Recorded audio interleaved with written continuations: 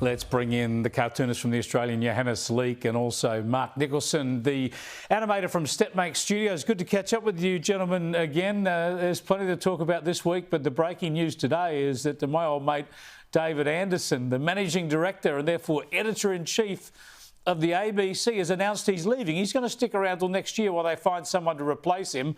I've got to answer a few emails, I think. Johannes, looks like he was pushed, surely, by the new chair. Yes, it does look a bit that way, but, you know, the question is, will anybody really notice that he's gone?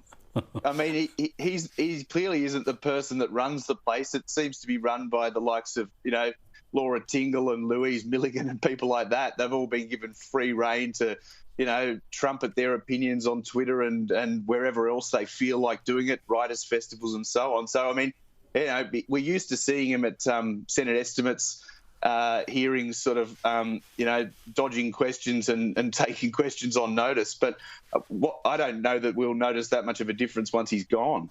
Well, that's the point. You're spot on there, Johannes. It's been a staff-run collective. The managing directors had no control, but you've got a new chairman in Kim Williams. And to my reading of this, Mark, is that he's laying down the law, or they want to try and change that culture, get in a new managing director. And maybe with the backing of the board, they can actually run the place rather than allowing all the left-wing journos to run it. Well, you'd hope so. I don't know. My conspiracy theory is that the MEAA union, the pressure there, just got a little bit too much as well. Because there's an old saying when I first entered film and telly back 10 years ago, a TV veteran told me, he was like, everyone wants to work at the ABC except for the people who are currently at the ABC, and they're incredibly disgruntled.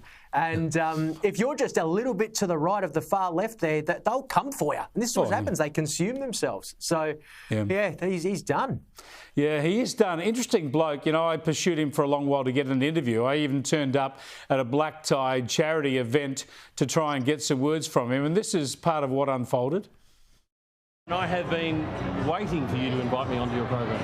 Anytime. Yeah. That's a standing invitation. All right. Well, actually, we've sent requests in the past. Right. Well, we'll make that date soon. Okay. All right. Great. Have a good night, Chris. See you.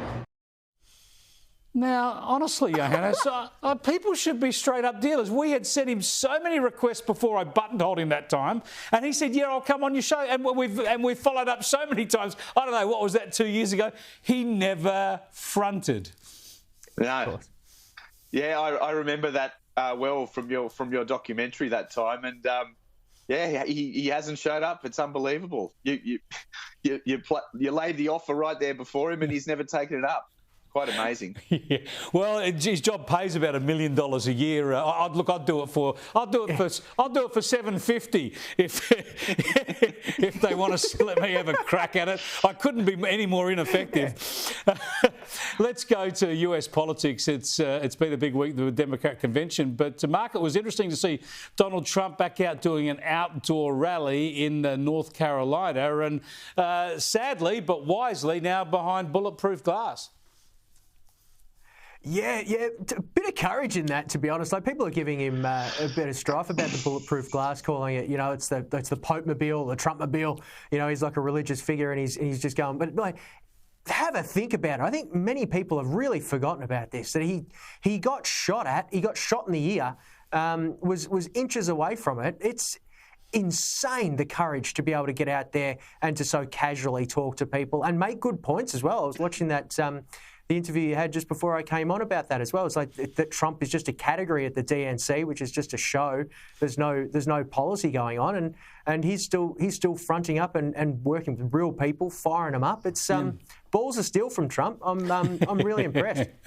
And Johannes, the big show in Chicago. It's all about all about sort of lionising or pumping the tyres of Kamala Harris, and I've had a star-studded crew to do that. But you, of course, have got a great memory, and you remember when Barack Obama himself once talked about Sarah Palin, and by bringing her in, the Republicans were trying to put lipstick on a pig. And I think we've got your cartoon from tomorrow, and it's Barack Obama who's trying to put lipstick on the pig of the Democratic ticket.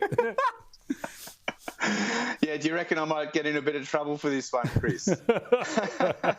It's happened before with Kamala Harris cartoons that I've done, but yeah, look, I mean, that's it. They must think we have memories like goldfish, because it's a matter of a month or so ago that she was, rock bottom in the polling, and she was sort of like a running joke. Nobody took her seriously, and everybody was sort of thinking, well, it can't be her. If Joe goes, who else could it be? And then they've decided that, no, they must go with her. Yeah. And they've spent the last little while sort of, as you say, pumping up her tyres and creating this narrative. And one by one, they're wheeled out to sort of tell you how fantastic they are.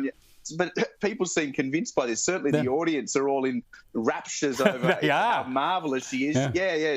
She went from being a dud to being the saviour of the world in about 5 minutes. But it is amazing what, so ridiculous. The art of showbiz. It's exactly what it is. Very curated messaging. It's what they're doing. It's exactly what it is. In Australia, we always talk about you can't fatten the pig on market day. In America, it's all about putting lipstick on the pig. But the thing is that it'll reach a crescendo tomorrow when she gives her speech, and all the media, most of the media, the left-wing media which dominates, will say that she's the favourite. It's all going to happen. But you got to remind them, she is yet to do a press conference, a serious interview, or a debate. So we'll see how she goes when she actually does some unscripted talking.